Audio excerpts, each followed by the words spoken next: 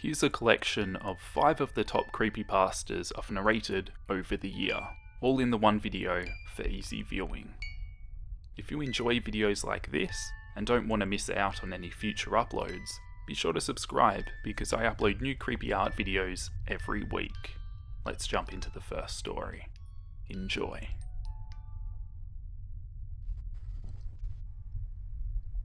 X-Virus. My real name is Cody, and since the very beginning, I've always been an unwanted kid. I never knew who my father was, and my mother was a criminal, too busy with her scheming to worry about me.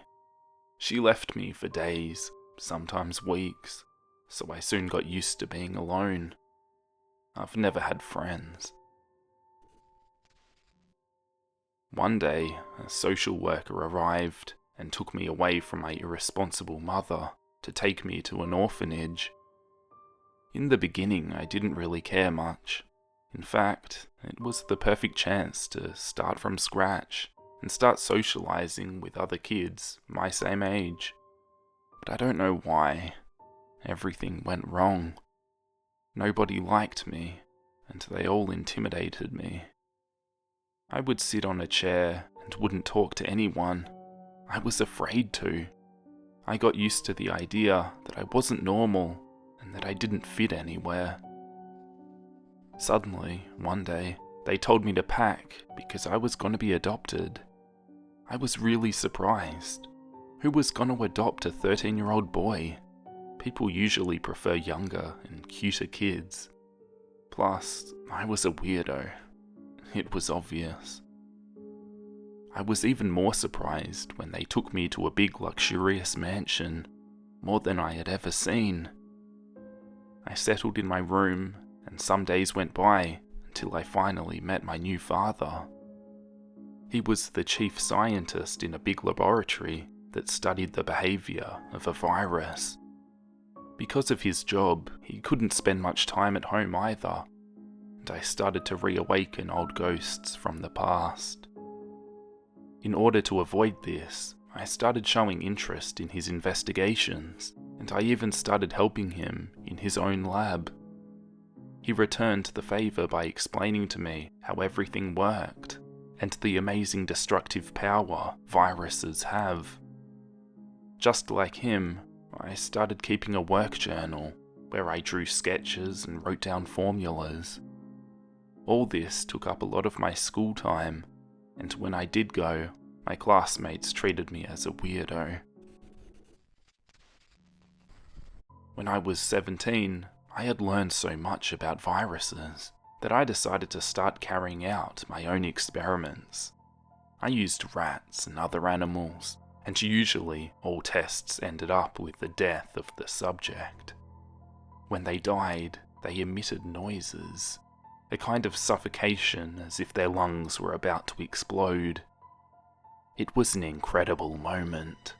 I wondered what sounds humans would make, but each time I talked about this with somebody, they said I was sick and I should look for help. However, I didn't give up. One day, when I was with my father at work, I was left alone and took advantage of the situation by filling up a syringe with a very lethal virus. That same night, while everyone was sleeping, I put on a black jacket and blue jeans and went down to the basement. I had my baseball bat, and by coincidence I found a jar with used and rusty nails. I nailed some of them into the bat, and so created a simple but mortal weapon. In another drawer, I found an old gas mask and some blue welder glasses. Once I had it all, I went out to the darkest neighbourhood in town. I chose a house randomly, an old and ramshackled house, and I went inside. It wasn't difficult to end the lives of everyone in there, thanks to my improved bat. But I saved the last person, a 50-year-old man. I immobilized him and injected the virus I had stolen. I waited till it had spread all through his body. The man barely complained. He was terrified. After a while, he started groaning out loud, groans that sounded like those of animals, and suddenly he fell on the floor. He was dead, and I couldn't help but smile. I had finally lived that moment. When I went back home, my father was waiting for me, awake. I decided to tell him what I had done, hoping as a scientist he would share my desire for investigating. But instead, he was horrified and wanted to call the police. He looked at me with the same expression of disgust as my classmates. When he grabbed the phone, I took that opportunity to smash his head with my bat.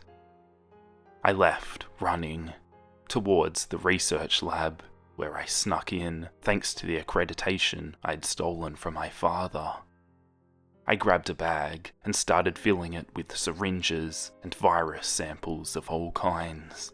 I had decided to escape, but before doing so, I went around to that dirty neighbourhood in town to try out some of my new acquisitions.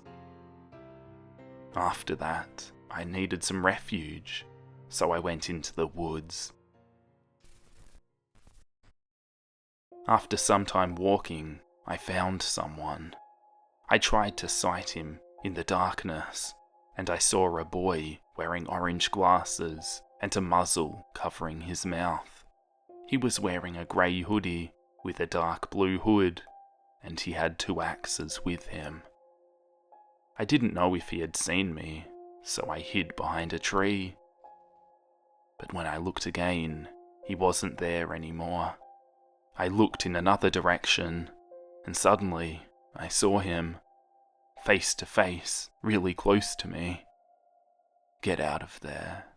I know you. You have nothing to hide." It didn't seem like he wanted to attack me, so I went, and horrified, I asked who he was. "My name is Toby." I wanted to say my name, Cody, but instead, something different came out of my mouth. X-Virus. "Nice to meet you, X-Virus. Now come with me." He started walking, and I followed him, without even imagining I had just found a great friend, my blood brother.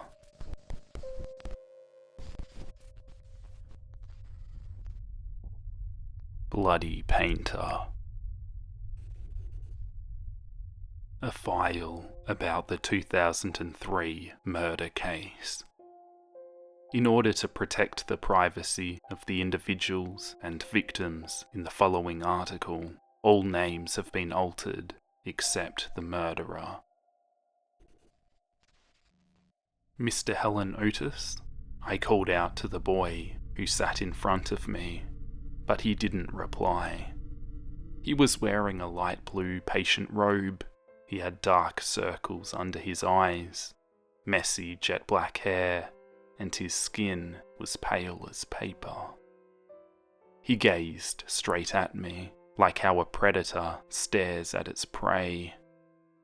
I'm a psychiatrist. My job is to interview patients. He's been here for some time now, but I've never seen him communicate with other patients. He always stayed in the corner of the room. Needless to say, he was an eccentric child. This is a judicial psychiatric hospital. The only difference between this is the way we treat patients with a criminal record, to prevent the patients from another infraction. His silence didn't help at all. Do you recognize this? I pull out a picture in front of him. It showed a set of black-rimmed glasses on the road. This was his crime scene. He stared at the picture and spoke softly. "This is from my best friend." "Can you tell me something about it?" I asked, but he just stared at me without saying a single word. "Look, since you came here, we haven't been making any progress. If you can tell me something about this, then just tell me about it. Please." After I finished my plead, he heaved a sigh and said, "It's rather a long story." His story is about a very quiet teen in the class who was accused of stealing a watch which belonged to a very popular classmate. This caused him to be bullied by a group of students. He and one of those students, named Tom, became friends, but later found that his friend had framed him. They argued at the rooftop, and Tom accidentally fell to his death. This is the photo of Tom's glasses after the accident occurred. I tried to save him. I tried to pull him up, but he let go of my hand. I didn't know what he was thinking at the time.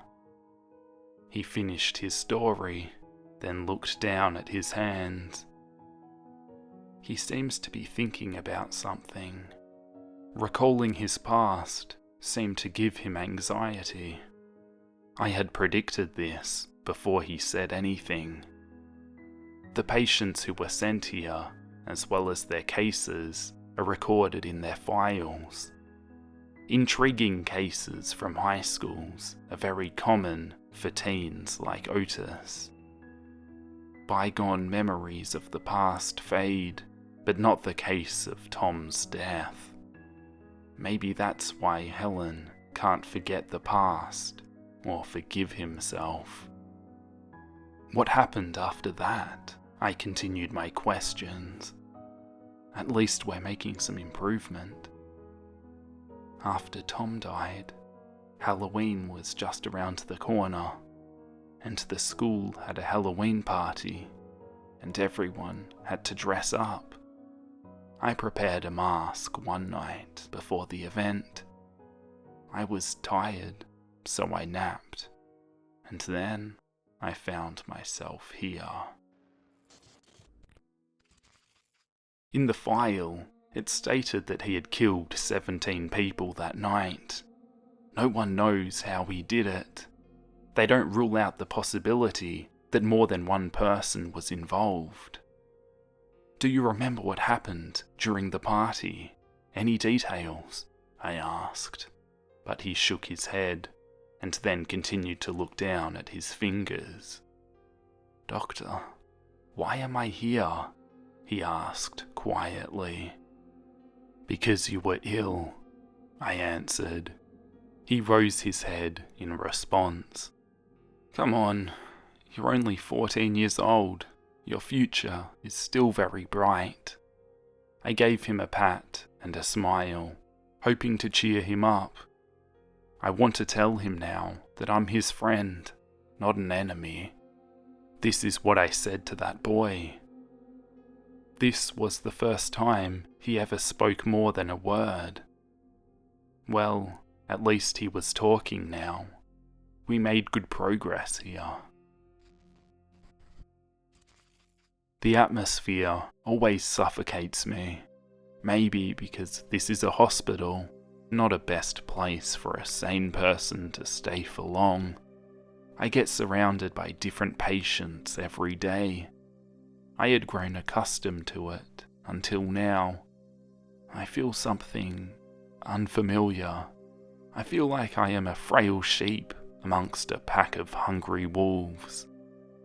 I am pretty sure this place is slowly eating my sanity away, little by little. Something in Helen Otis's file struck with me. I decided to ask him in person in the next coming interview. We met in the same small room like the previous time. I greeted him with a smile, and he responded with a few blinks. I took that as a greeting from him. I sat down at my place. I flipped open my notes on the desk and looked him in the eyes.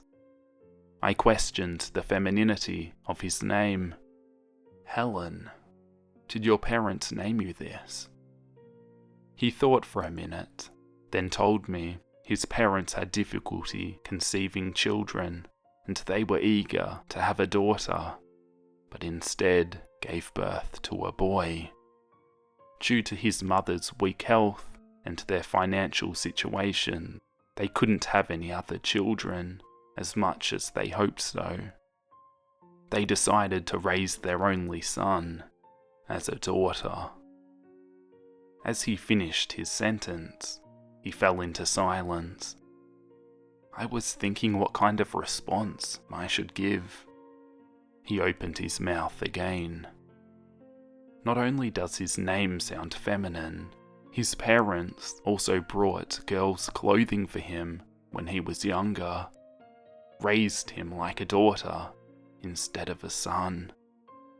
Neighbours and children around the area did not know if he was actually a boy.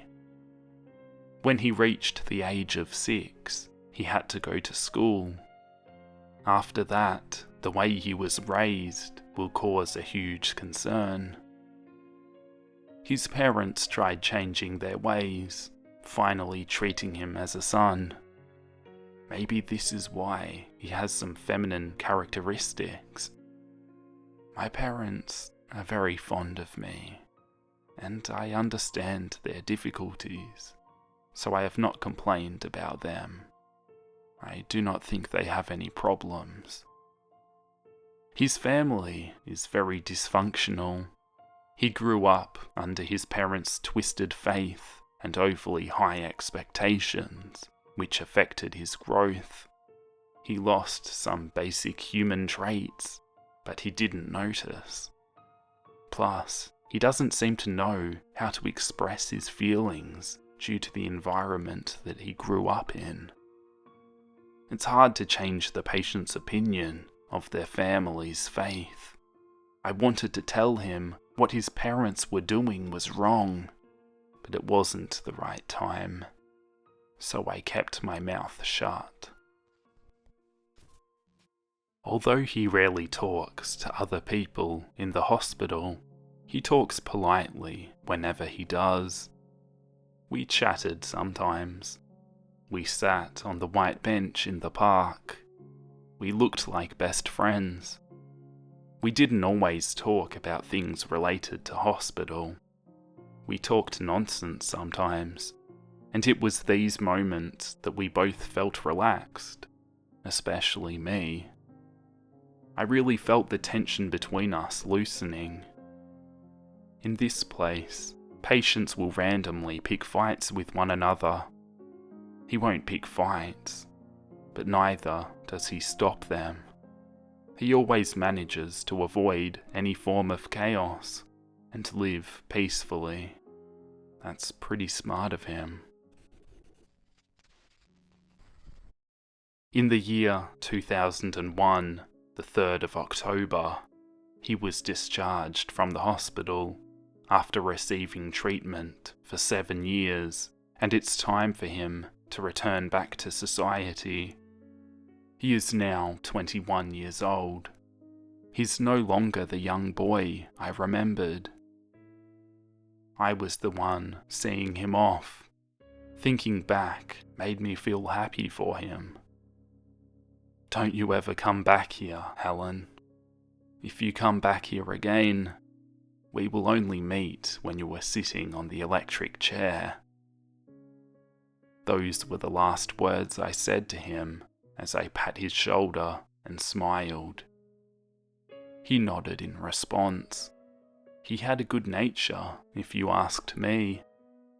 I remember the look of him when he left. He wore a dark blue windbreaker and a pair of black pants. His hair was still the same messy jet black. Won't he try to comb his hair a little? I truly hoped that I wouldn't be seeing him in this place again. After his discharge from the hospital, he was behaving well. We sometimes talk by email or meet up at a cafe. We talked about what we were doing now. He works as a mover and a cleaner as a part-time job. His body has grown quite muscular, looking much healthier than when I first saw him. He saved a small amount of cash and rented a small old house. The environment is quiet and nice. He had bought some art tools and started to draw. He told me that he wanted to become a painter. He still didn't talk much, but I am happy that he found a goal in his life. He said he never blamed his parents for what they had done to him, but he never once visited his parents after he was discharged. After we confirmed that he wasn't any threat to society, we finished our observations on him. In the year 2003, in the month of October, there were a few missing persons cases. Judy George and Maggie Wang, both aged 24, were a few of the victims who were missing. These cases were very popular at the time, but I didn't really pay it much attention. A user posted this photo on social media. He said his CCTV recorded this picture on the 30th of the 10th, 2003 at 2:30 AM and stated that someone tried to break into my neighbour's house. The police had no clue who is responsible for these cases. They thought it was some guilty pleasure freak behind them. Note, there was no specific motive. It just seemed this was all done for some sick satisfaction, making him harder to track down. That was until the police found out the victims were all in the same class with Helen Otis before he entered the hospital, as well as the survivors from the gruesome case from a few years ago. The police decided to investigate his home. When I saw the news, I felt my heart skip a beat. I tried to contact him as well, but to no avail. I felt like something bad was going to happen.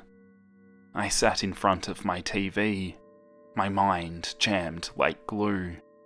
I couldn't think of anything, or do anything. God, no, please, no, echoed in my mind. Helen Otis's old house is now under police investigation. On the 17th of November, the night was dead quiet. The place was silent, which made his house in the middle of a field look even more eerie. The police broke the lock on the door and opened it slowly. A rotten stench greeted the intruders from the darkness of the house. One of the policemen shone a torch through the home. Surprisingly, there wasn't a piece of furniture in the entire structure. Apparently, no one had lived there for quite some time. They moved inside quietly to check the source of the smell. Suddenly, one of the policemen felt something brush against his shoulder. When he pointed his torch up, he saw something that scarred his mind. An upside-down human with a twisted face was eyeing the police. The corpse's neck had been ripped open. The policeman freaked out and called out to the others as he scanned the rest of the house with his torch. The house was full of such corpses, like a butcher's shop. Judy George, age 24. Every single body's flesh was a drawing canvas. The writing on top of it was the process of killing the victims. One of the body's jaws had gotten ripped away brutally. All the paint on the canvas was brown. This was proven later to be the victim's blood after analysis, turning brown because of the oxidation. There was a total of 5 bodies in this house, including Judy and Maggie. The other 3 were the ones who gave witnesses about the murder case involving Helen to the policeman a few years ago. This home seemed to be more like a gruesome art gallery of victims than a butcher's. All of the bodies and canvases were facing the entrance, as if they were greeting the ones who entered this place. The police couldn't figure out the intention of the murderer, other than him making a cruel joke. I fell into despair I'd never felt before. I really hoped he was not the one who did all of this. After the news was published, neither can I eat nor sleep normally. My health was sliding downhill, my sanity escaping. Can anything be worse than this? I really want to go back in time and punch myself.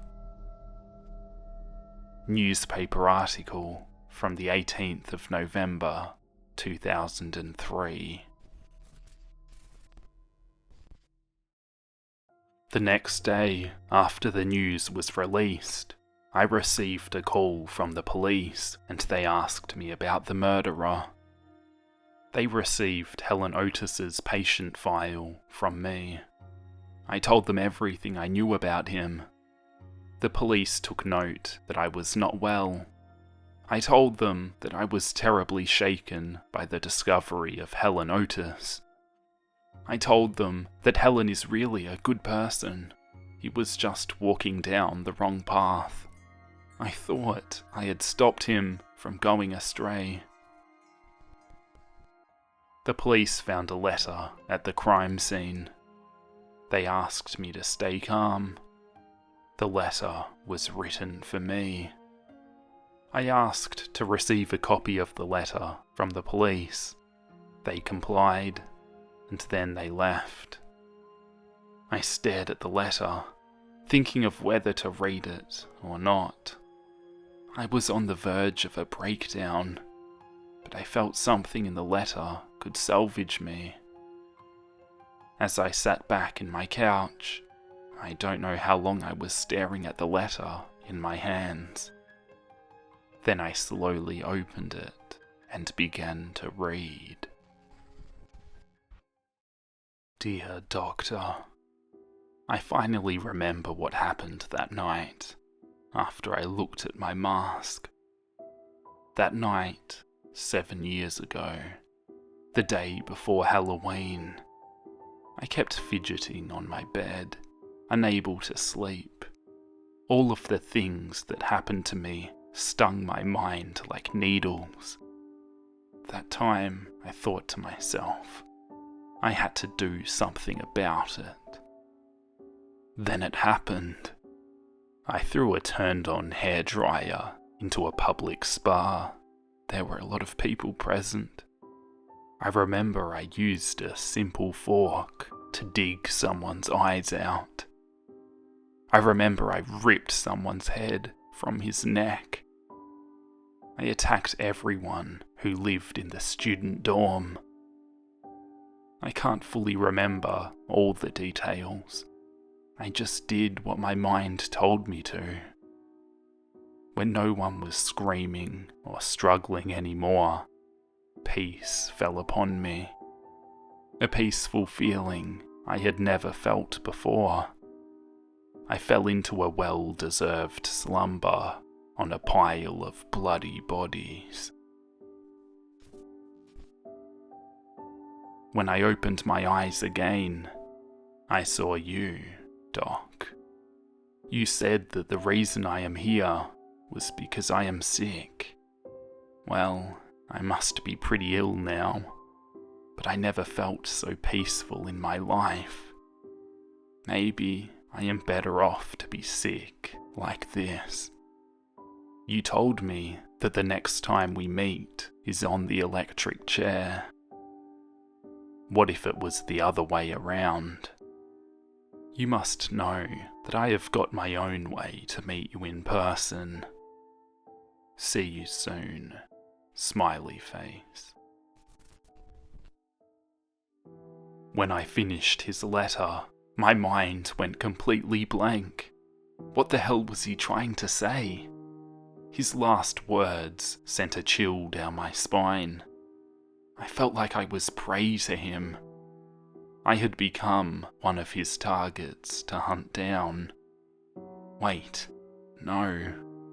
Maybe when he was still in the hospital, I was already prey to him. Maybe he longed for this day to come. God knows what was going on in his head. He never showed his emotions. Even though I was his doctor, I could never truly understand what kind of person he was.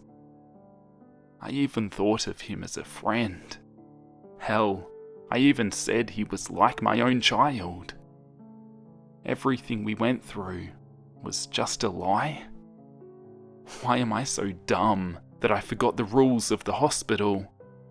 They won't send any sane person into that damn place. The police won't be on patrol at this time. My life is like an unstable time bomb until the day he gets arrested. I will never know what he will do. My chance of getting killed by him will stay the same. I don't know when the worst case scenario will happen to me, so I wrote it down.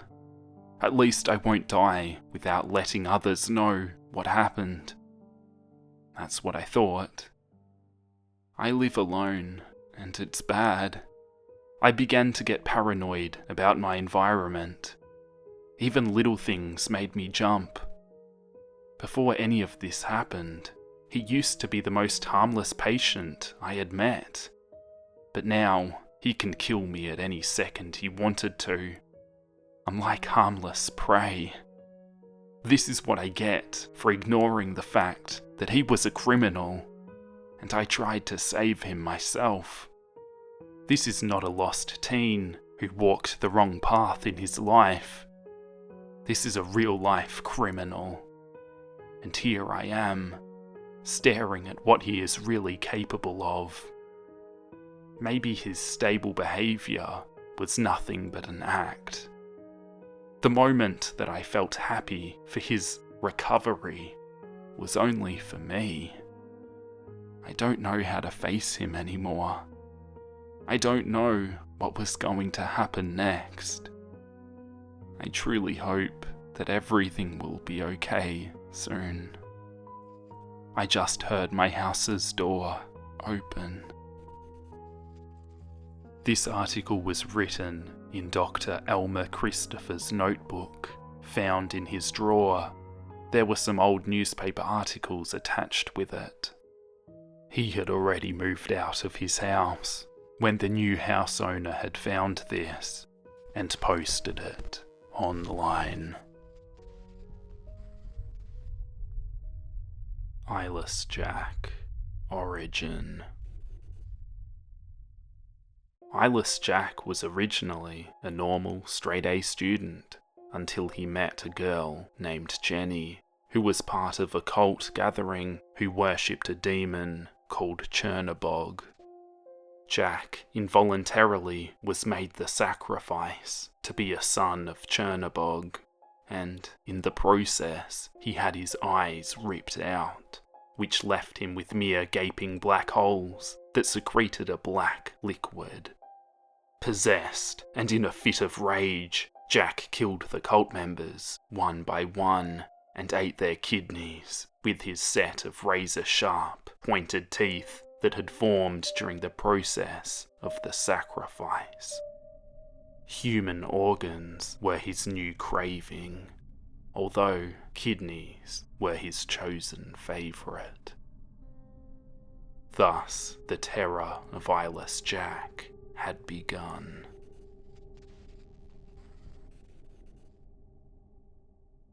I was never a superstitious person. I didn't believe in black cats, bad luck, ghosts, or any of that paranormal stuff. But I do now, and I can tell you, it's because of one very good reason. And I call him Jack. I had a brother named Edwin, who was several years older than me and lived on his own. My parents planned on moving due to my father's new job, so I asked them if I could live with Edwin until I finished up school.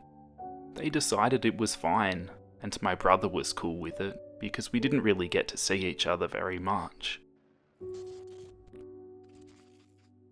The first week flew by. I went to school, football practice, did homework and hung out with Edwin. Then, one night, I heard a rustling just outside my window.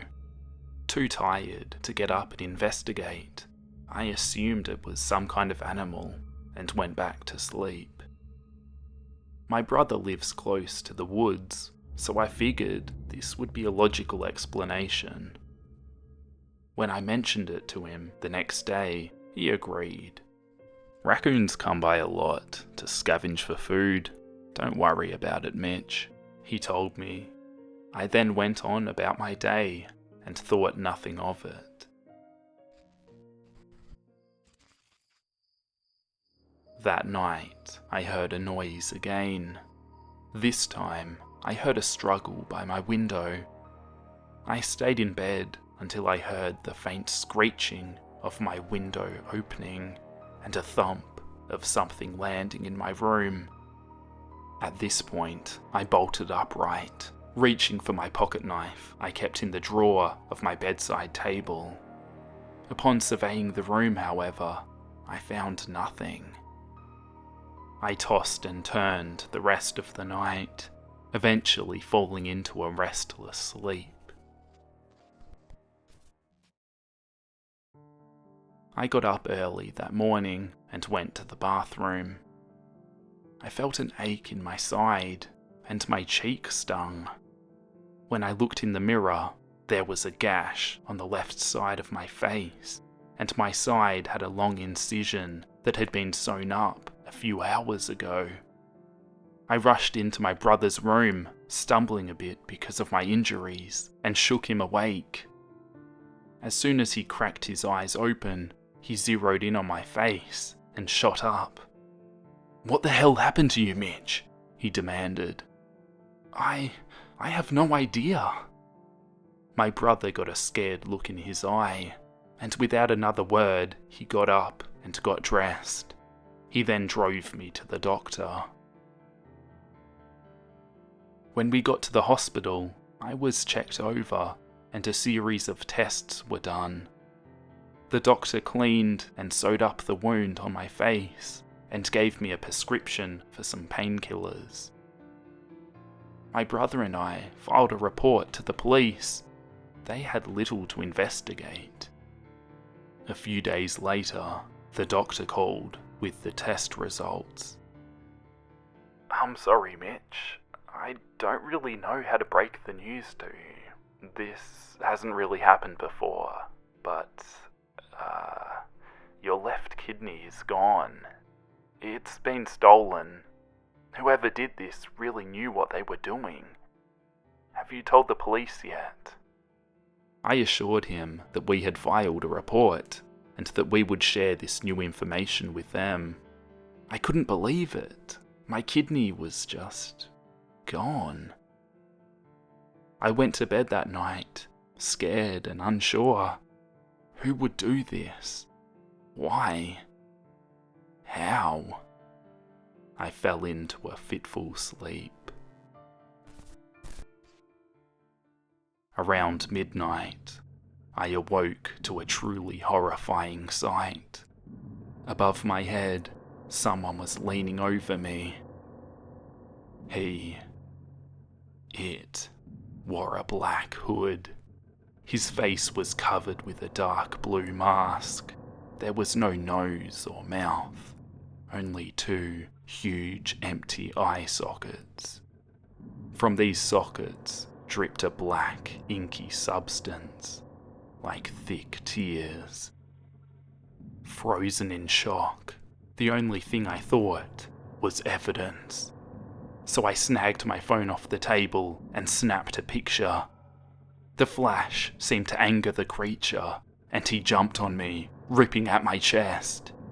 We struggled, and I eventually kicked the thing in the face, giving me just enough time to escape. I ran out of the house to the nearest bus stop. When I realised I wasn't being followed, I flopped down on the bench and passed out. When I woke up, I found myself in the hospital. The doctor from before, Dr. Samuels, was standing over me, checking my vitals. "Mitch, you're awake. I'm not sure what happened to you, but someone found you all bloody on the bench at the bus stop and called the police. They brought you to the hospital. You're okay, except for a few cuts and bruises. But your house, it was a mess."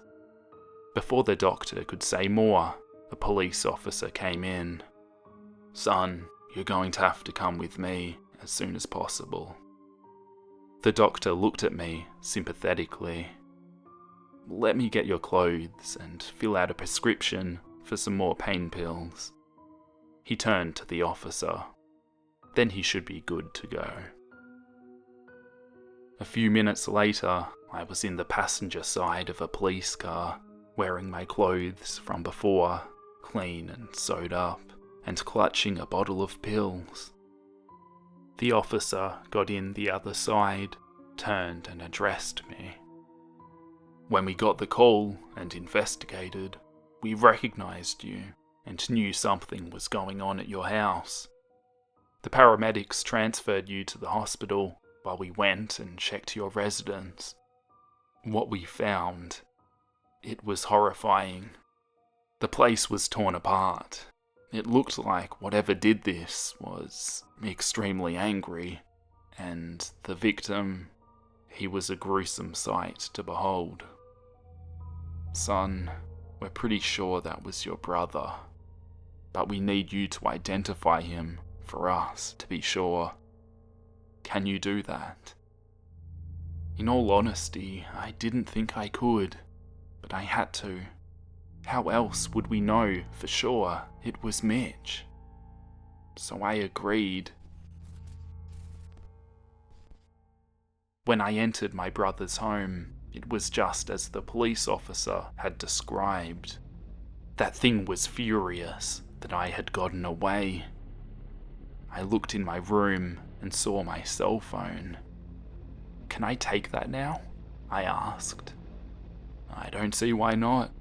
Now come, he's in here." The officer led me to my brother's office. Papers were scattered everywhere from an evident struggle. Books were lying on the floor like they had been tossed. His desk chair was upturned and his laptop smashed. The window was halfway open, and below it, oh goodness, his torso was ripped open, his innards all spilling out.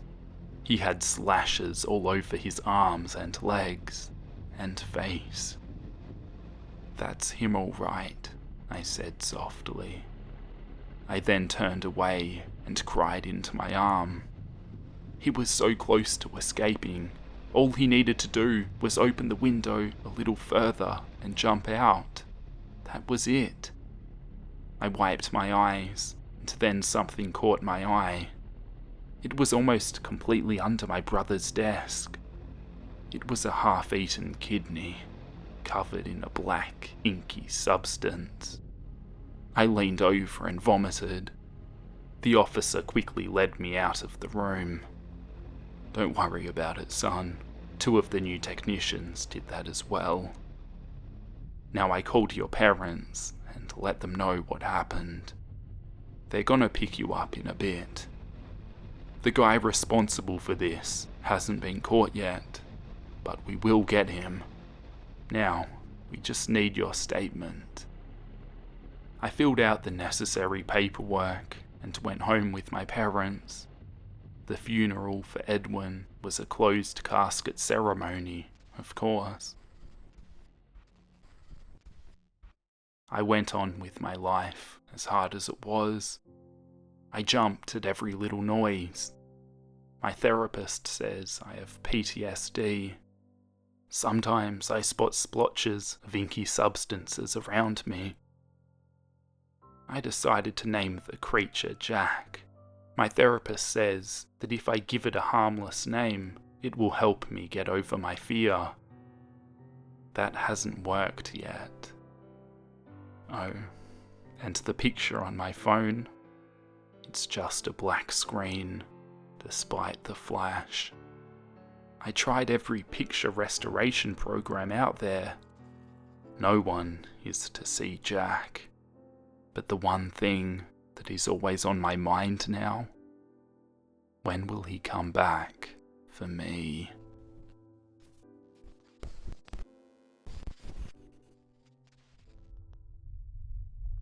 Don't look up. People barely wandered through the territory anymore, due to the weather getting colder, which bored the watchdog of Slenderman's turf. She wasn't biologically a dog, but she had earned the name for guarding the perimeter, crawling on all fours, and notorious for aerial attacks. She sported a faded red, yet tattered hoodie, sleeves rolled up to reveal self-inflicted wounds, which have healed and left nothing but scars, along with a handkerchief tied around her neck, with the operator sign sharpied onto it, signifying that she was indeed a meat puppet of the tall man. She also had stained beige cargo pants, black heavy-duty combat boots, and a mask with gruesome, haunting attributes. Its black, empty hollow eyes, its wide, cryptic smile, and the dried-out, splattered bloodstains from her previous victims can strike fear into the core of anyone sane. Her most well-known trait was her gloves, which contained sharp, curved metal claws at the fingertips. All of these features contribute to what she is: Slenderman's proxy. Rogue trudged through the underbush, scooting away scattered human remains that gave off the musk of decay every now and then with her boot, whilst going through the heavily accommodated fog. For a fact, she knew no hunts were going to be made today. No human in their right mind would take a hiking trip this early in the day. For crying out loud, it was twilight hour. The masked proxy didn't seem to find anything interesting to do in the meantime. The others were still asleep, and she was on duty to watch the claimed terrain. She scaled up into the treetops and found a sturdy branch to lounge on while she kept close watch from above. As the sky became a lighter hue and the sun rose, there was much more life in the forest. Not just the chirping of cicadas, but the unmistakable voice of a human being. "No, I haven't found Greg yet, honey. I am trying. The cops aren't doing much, and I feel like a terrible father if I don't do something about it. It's been 3 weeks, Kayla." The voice belonged to an adult male, from the sound of it. Finally, after weeks of waiting, something worth preying on. Rogue sat up, in a fetal position, digging her metal claws into the branch as she listened attentively to pick up where the noise was coming from. Once she pinpointed their location, she was off, transitioning from treetop to treetop, emitting high-pitched coyote-like cries. once she caught sight of a wandering, lanky, middle-aged man who was chattering on the phone, Rogue's cackles subsided to light, airy chuckles before she swiftly moved through the treetops, branch to branch, causing leaves to rustle with her quick momentum. She continued toying with her victim. Seeing him drenched in fear was enough to encourage her continuous torment. As she transitioned from tree to tree, she began her haunting, animal-like yips, sending shivers down the man's spine. I'll call you back, sweetie," he stuttered as he clicked to end the call and dropped the phone due to a trembling hand. Trying to muster up enough courage to produce a coherent sentence. Gregory? He muttered pathetically, hoping it was his lost loved one. Little did he know that his son had fallen victim to the tall man. After a while of toying with his weakness, she stopped on a sturdy branch above him, looming over him and staring down at the withering man with dark, hollowed eyes. He could hear the muffled sound of heavy breathing coming from above him. A malicious, cryptic grinning, blood-stained mask obscured the predator's face.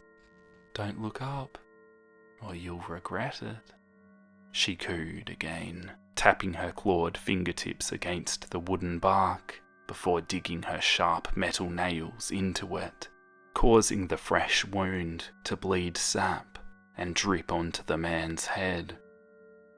The danger was worse than anything he has ever encountered. The gruesome attributes of this creature made her seem so inhuman. He began to shriek and stammered backwards as he saw the horror before him. Rogue lunged herself off the branch and onto him, knocking him back off his feet and onto the ground, straddling him tightly and began slashing at his face. Her claws cutting through his flesh like butter, and she twisted his arms until they broke. The defenseless man began howling in pain as he tried to fight the proxy off of him, but to no avail. She had him pinned down and was literally tearing him apart. His cries were only music to her wicked ears as she used the tip of her claw to penetrate through his eye, hooking it and ripping the sphere out of its socket, and examined it before tossing it aside and doing the same to the other. She continued her torture until he gave out his final blood-curdling cry that echoed through the woods. "You shouldn't be wandering through here, stranger." The murderer chuckled as the disfigured man laid dead, surrounded in his own crimson blood. Hobo Heart, Stitches. It was a winter afternoon. Like most winter afternoons, it was overcast, cloudy with a bit of rain. The wind blew and the leaves rustled on the sidewalk as Cece and her friend Elizabeth walked home from school. It was nice walking this way for a change, Cece said as the two strode along. Elizabeth smiled. "Thanks for joining me this way. I can't believe Brittany didn't show again today. She didn't call or anything." Cece rolled her eyes. She probably skipped and went to the lake with Glenn. Elizabeth laughed. "You're probably right."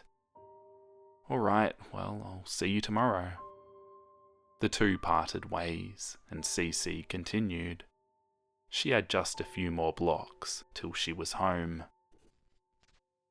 As she walked along, she saw a small scruffy dog pawing at something in the gutter. "Hey little guy, what you after?" She crouched down and saw a bone stuck in a crack.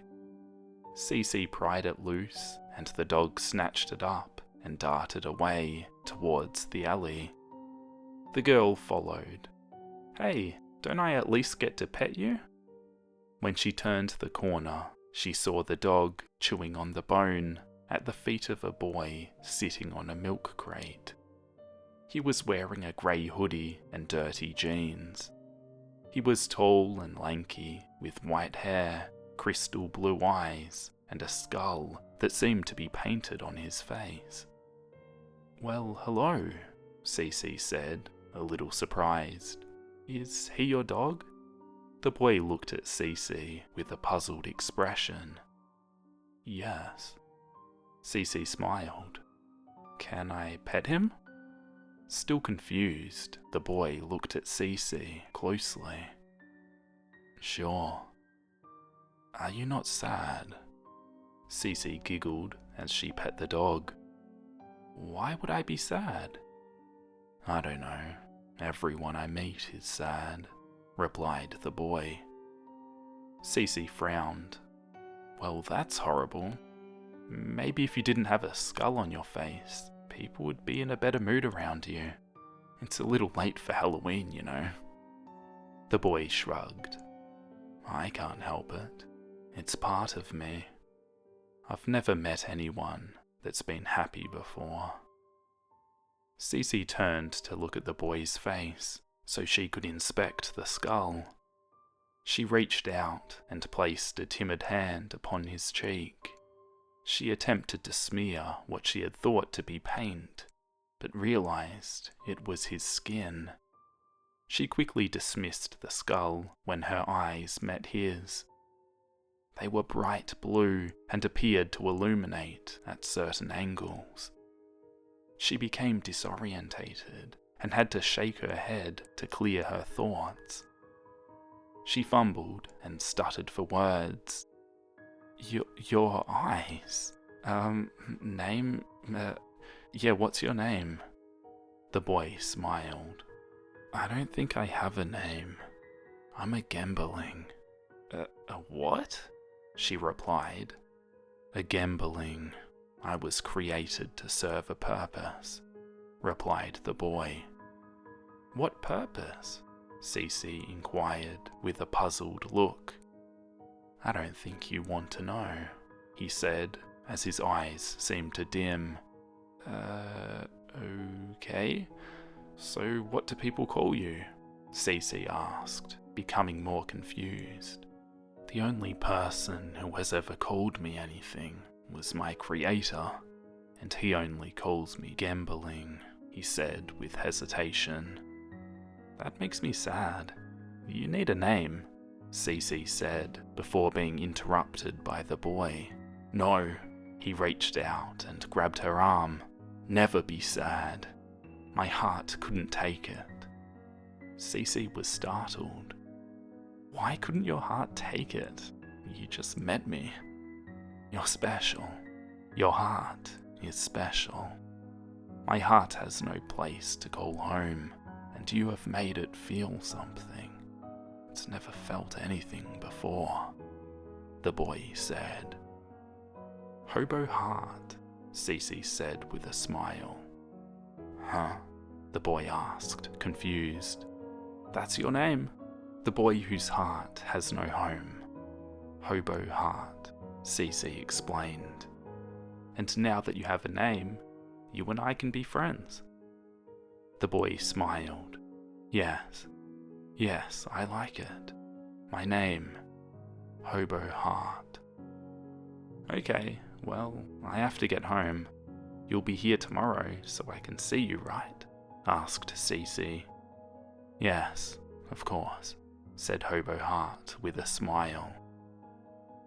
Cece continued her walk home, but not before looking over her shoulder one last time to inspect the mysterious boy. The next day, Cece came to the alley to see Hobo. When she rounded the corner, he was sitting there on his milk crate. He looked up and saw her, and his heartbeat began to quicken. "You actually came back," he asked with a smile.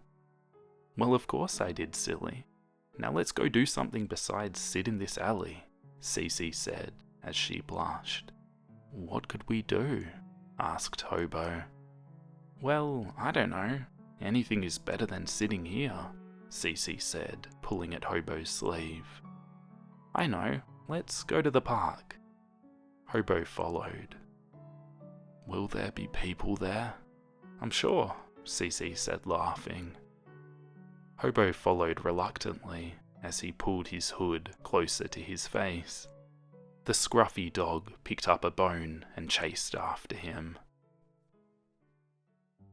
When the two arrived at the park, it was full of people running about, playing football, throwing frisbees and playing on the equipment. The two walked over to the swings. So what's your story? Cece asked. I don't have a story. I have a purpose. It's all I know, Hobo answered. Well, what is this purpose you keep mentioning? Cece pried. Hobo looked at the ground and kicked a rock. I have duties I take care of to prevent something bad from happening. What do you mean? Cece asked. Hobo shook his head. I don't want to talk about it. As the two talked, Cece looked up and noticed most of the people had left the park and it was very quiet. The people that were still there were by themselves. Hobo looked around. I need to be going. Wait, do I get to see you tomorrow? Cece asked. No, Hobo said. There's something I have to do. Okay, how about the next day? She smiled as she asked. Hobo reached out and touched her blonde hair. If that's what you'd like. She took his hand and touched it to her face. It is. 2 days passed, and just as he had said, he met with her. They decided to go for a walk to a nearby lake. The two spent several days like this, just talking, laughing, and enjoying being in one another's company. Time seemed to slip away as the two grew closer together. One day, after school, when she arrived at their usual meeting place, Hobo revealed he had a surprise for her. He held out his hand and she took it. Hey, wait, before we go, I want to give this to you, Cece said as she reached into her pocket. Valentine's Day is coming up, and I was wondering if you'd be my Valentine. She handed Hobo a small envelope. What is a Valentine? Hobo asked as he opened the envelope. It was a hand-drawn picture of 2 hearts intertwined with the words, "Be mine," above the drawing, and "If you value your heart, you'll give it to me," written below. A Valentine is someone you care for and would be willing to give your heart to, because you know they'll protect it and care for you, she explained. So, on Valentine's Day, you want me to give you my heart? Hobo asked. Cece smiled. Well, only if you want to, you know. Deal, Hobo said as he hugged Cece. Now let's get going. You're going to love this. The two headed out towards the country, near the outskirts of town, and the small dog followed, as always, wagging his tail. After walking a while in the woods, Hobo made Cece close her eyes. He took her hand and led the way for a few minutes, then stopped. Okay, look, he said with joy. When she opened her eyes, before her was a massive tree on a hill. It was very old, and its many branches twisted and curved in dozens of different directions. The leaves were lush and bright, unlike all the trees surrounding it. The trunk was easily 15 feet in diameter. It was unlike any tree she had ever seen. The roots were more exposed than normal trees. They seemed to come from different points in the ground, almost like the tree was comprised of several different trees whose roots had grown together and had become entangled and formed one massive tree. It's so beautiful. It seems very special, almost magical, Cece said in wonderment as she gazed at the tree. Cece stepped closer to Hobo. She lifted his hood off his head and ran her fingers through his hair. His eyes widened as she moved in closer to kiss him. He pulled away. "What's wrong? Haven't you ever kissed a girl before?" Cece asked as she smiled. "No," Hobo replied. "Can I be your first?" she asked. Hobo nodded his head, yes. She moved closer. Hobo embraced her and she kissed him. After the kiss, Hobo gathered himself and pointed to the tree. "This is my purpose, to bring nourishment to the tree." As Hobo spoke, the scruffy dog ran towards the tree and disappeared into the extravagant root system. "Your purpose?" she asked with a puzzled look. "Yes, I live here and take care of the tree," Hobo replied. "Then why are you always in the alley?" Cece asked. "I wait there to gather what the tree requires," Hobo said sharply. "So you actually live in the tree?" she inquired. "Yes," he answered. "I want to see your home," she said, walking closer to the tree. Hobo shook his head. "No, not yet. You're not ready for that." "Can I touch the tree?" Cece asked with an inquisitive tone as she reached her hand out. Hobo turned to her with a scowl and grabbed her hand away from the tree. "No, you must not touch it. You were not prepared for what it will show you." Cece became nervous.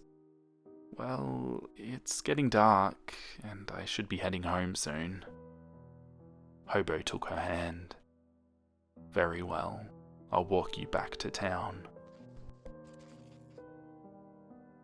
As the two approached the small town, a group of people were walking on the edge of the woods with flashlights.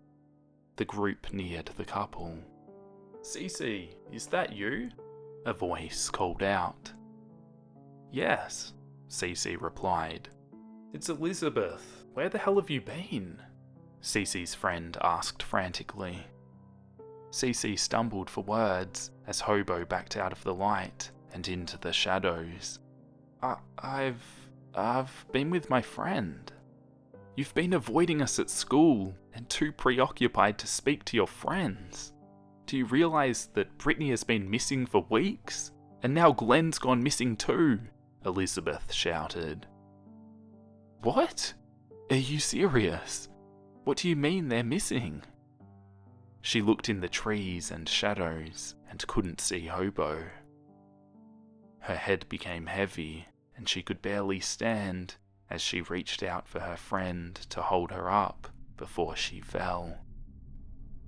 "Come on, you can stay at my house tonight," Elizabeth said.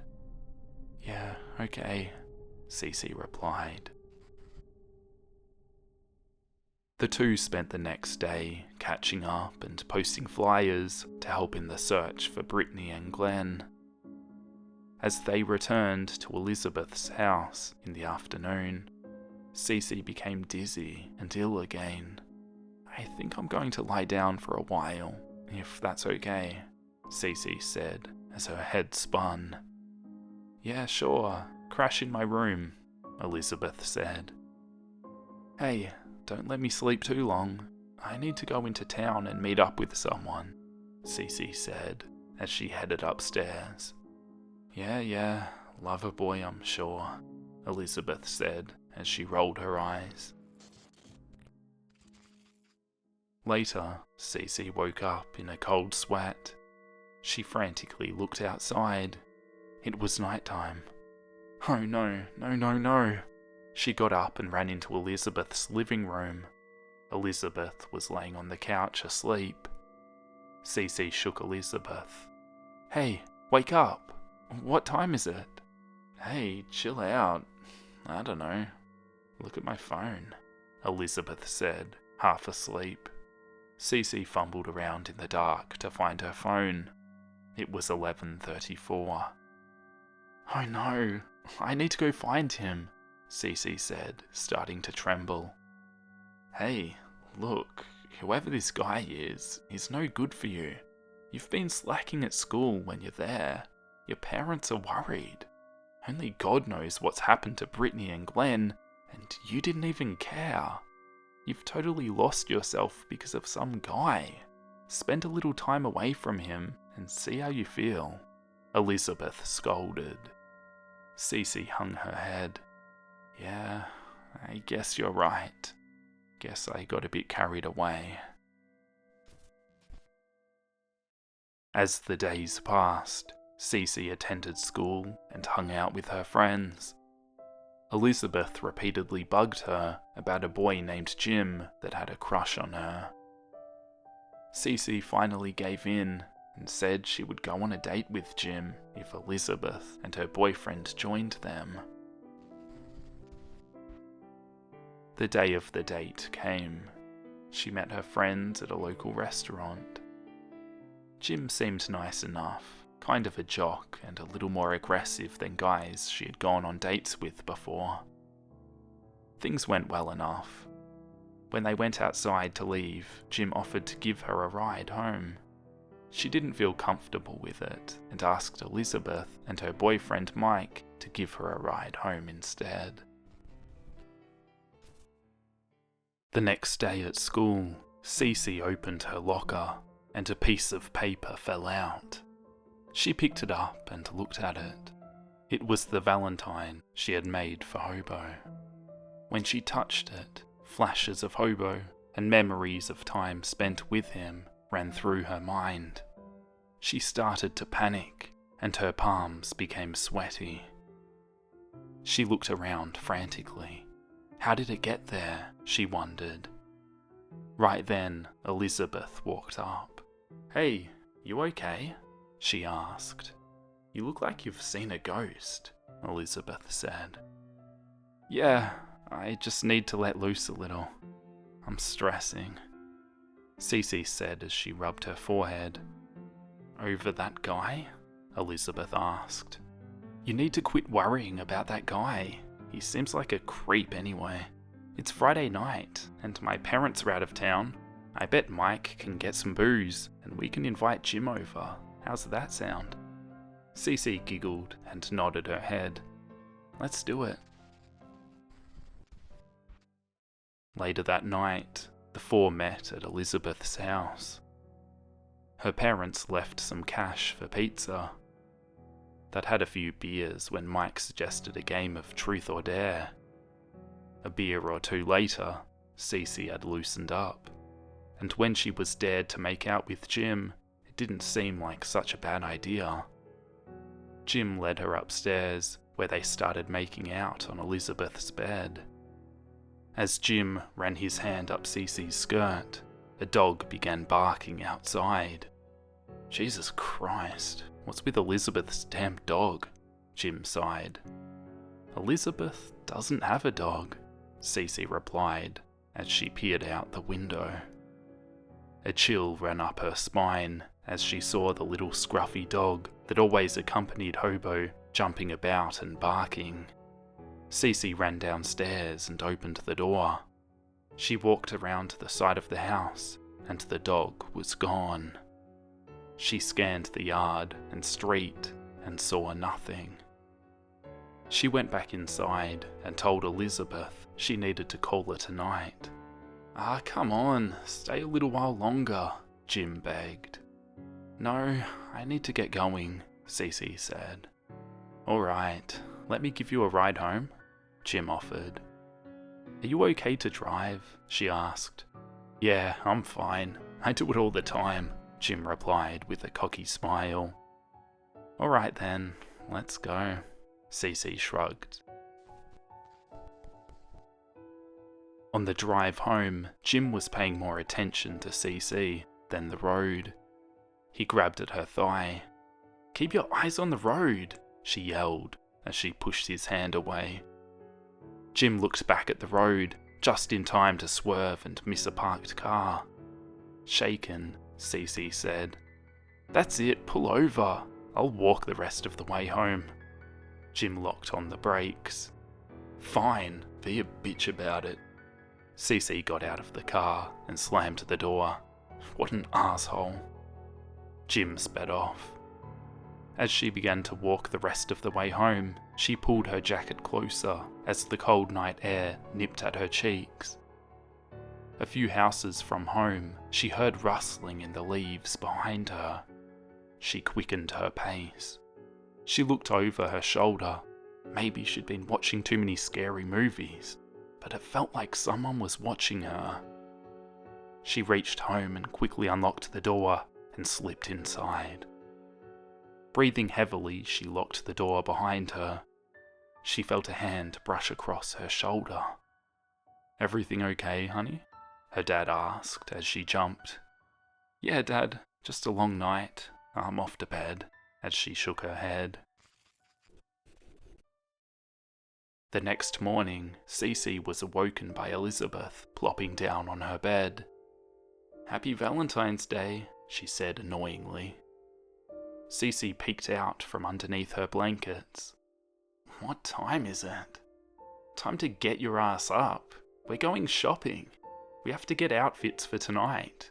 We're going to the movies with the guys," Elizabeth shouted. "I'm not going if Jim is going to be there. He almost got us killed last night. I don't want to be around him," Cece said. "Oh, stop. He was just drunk. Get over it," Elizabeth pleaded. The girls got to the mall.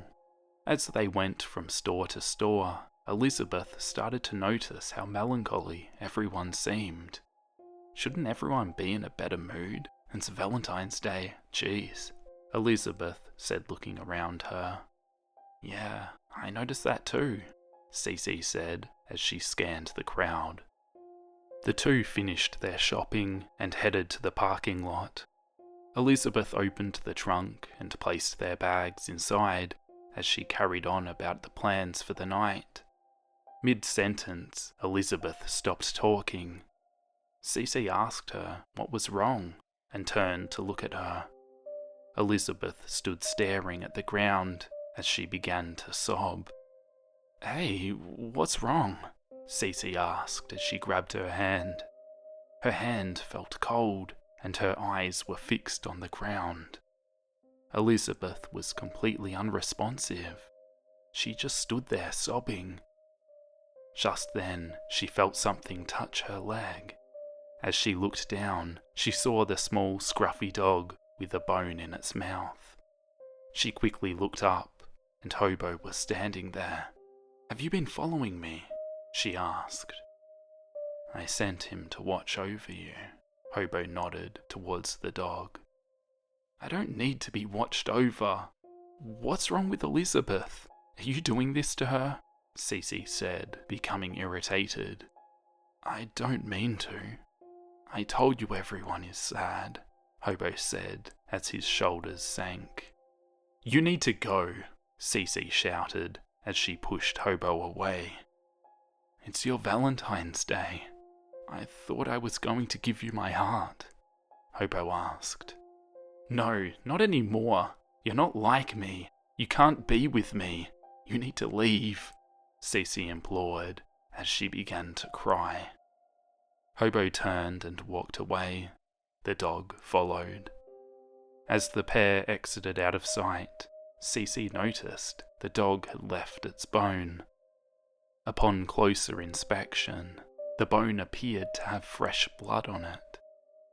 As Cece knelt down to get a closer look, Elizabeth startled her. "What the hell is that? Are you ready to go or what?" Cece stood up and examined Elizabeth's face. "Are you okay?" "Yeah, why wouldn't I be?" Elizabeth asked, as she chuckled and closed the trunk. "Let's go." "Yeah, okay." Cece got into the car and glanced around one last time. Later that night, the girls arrived at the movie theatre to catch a movie with Mike and Jim. As the girls pulled in, Cece saw the guys standing next to Jim's car. As Cece exited the car, Jim placed his hand on her shoulder. "You okay? I'm sorry about last night.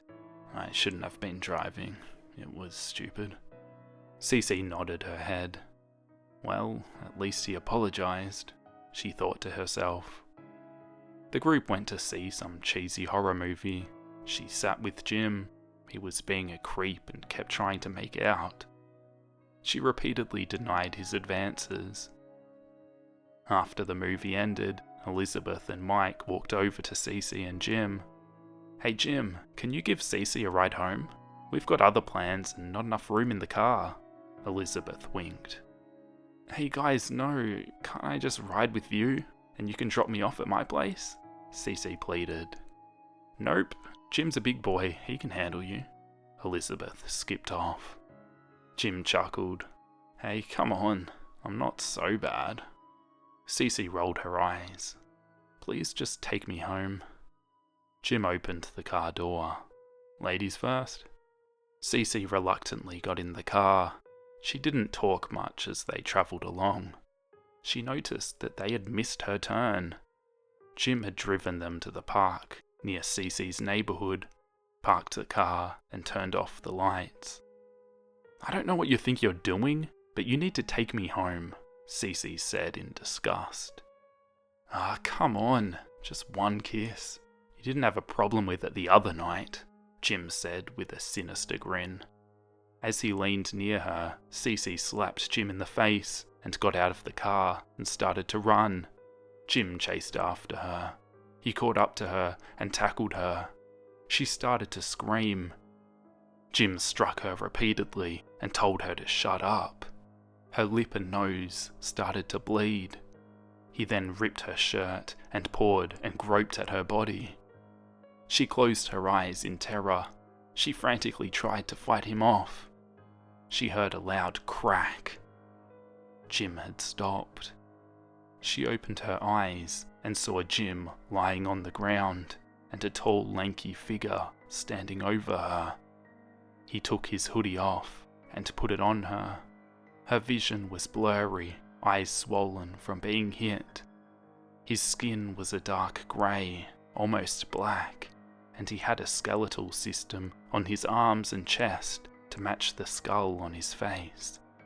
It was Hobo. He knelt down next to her.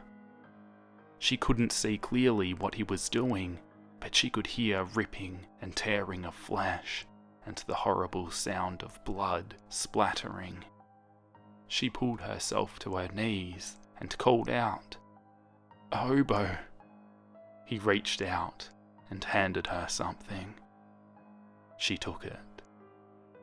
She then realized it was his still beating heart pulsating in her hands. She looked up at him. He placed his hands on either side of her face, tilted her head up and said, "I value my heart. You can keep it. I don't need it anymore." He kissed her on the forehead. She passed out. Cece woke up in her bed.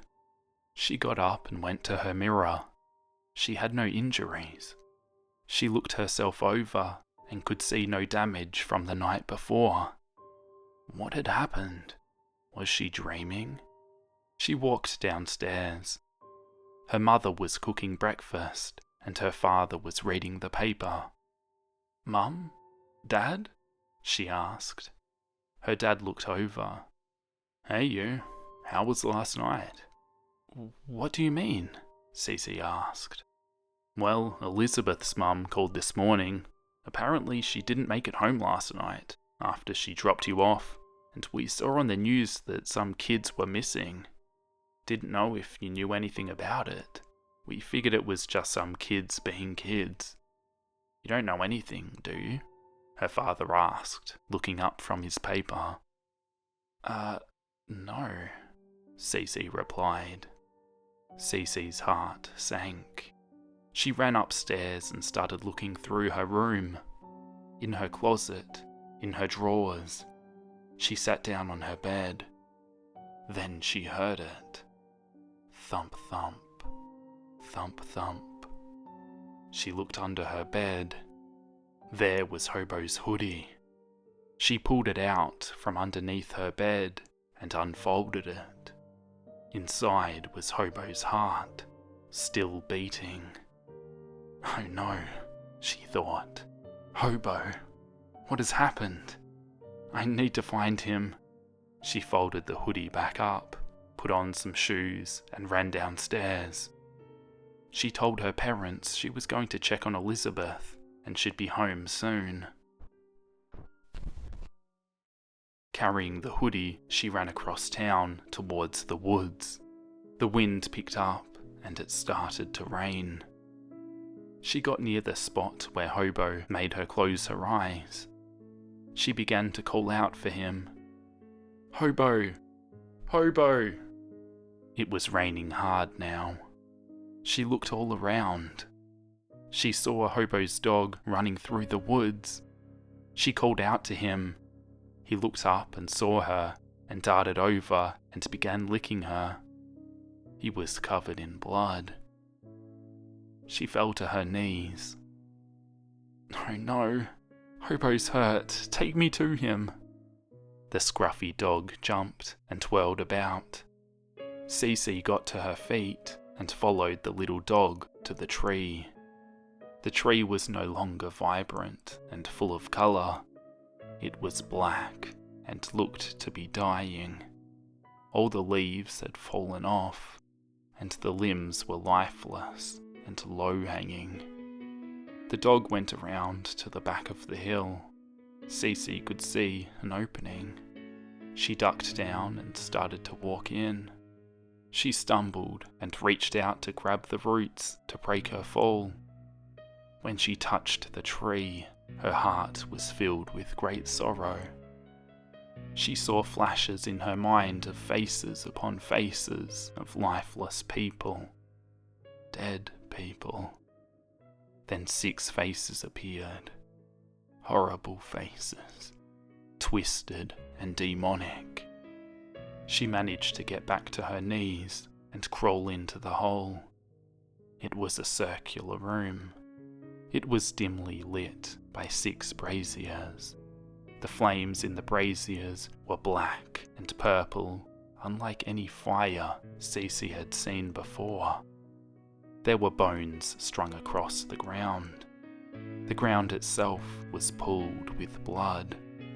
She frantically looked around and saw Brittany, Glenn, Jim, Elizabeth, and Mike entangled in the roots.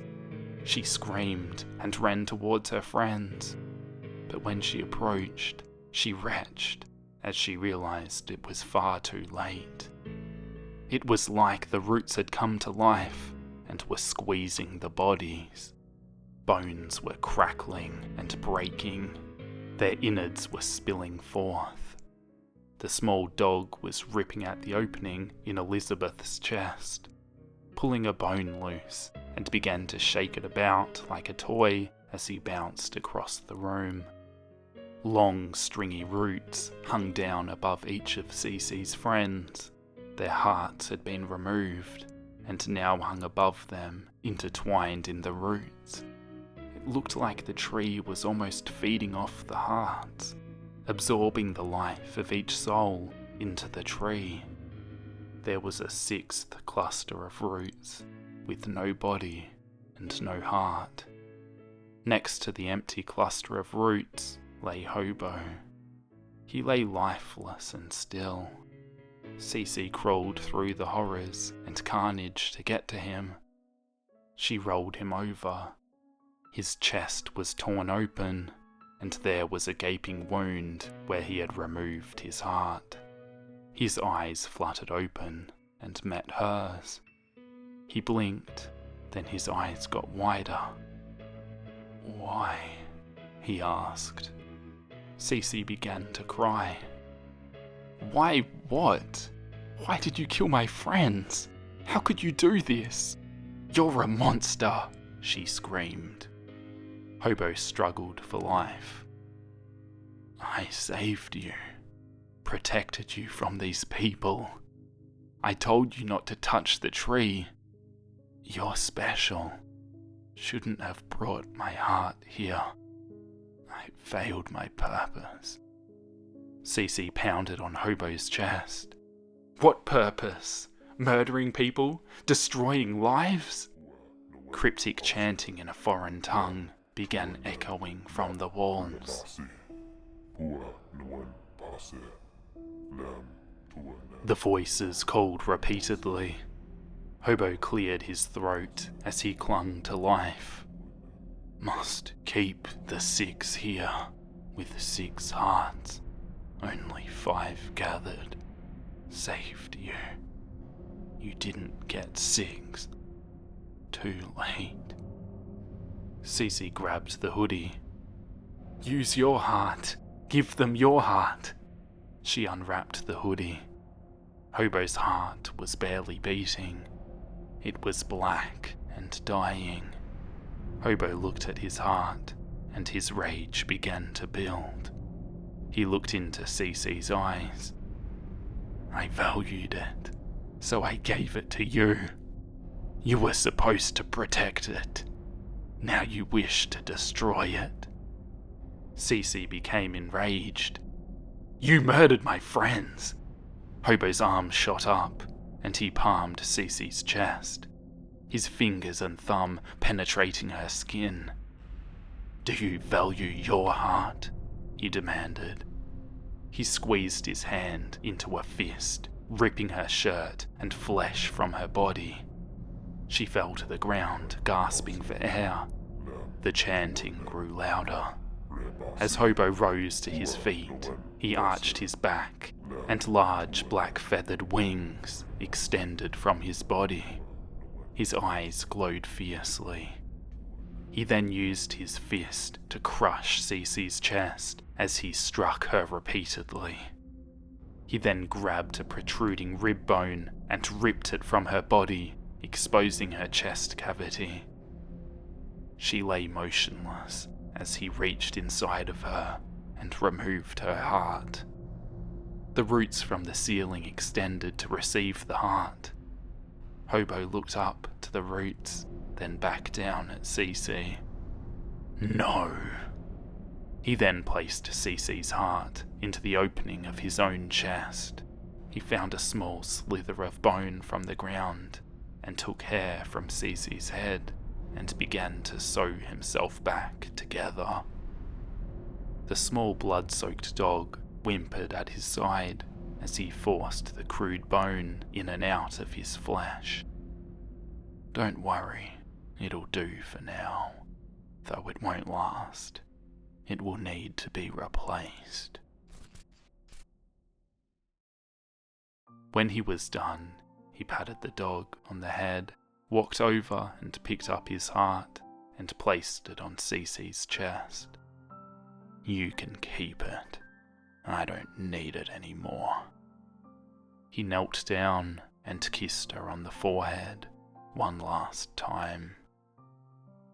As he stood up, he noticed something laying on the ground beside her. It was the valentine she had made for him. He picked it up and held it to his chest, then placed it in his back pocket. Hobo then turned the 6 braziers over and set the room ablaze. The room was quickly engulfed in flame. The fire burnt unnaturally fast as the purple and black flames reached higher. Hobo then exited the opening in the hill. As he walked away, 6 skeletal figures composed of black smoke crawled up out of the roots and flames, screeching and screaming as they cackled. "At least we are free." Hobo grinned as he walked away, the tree burning fiercely despite the rain.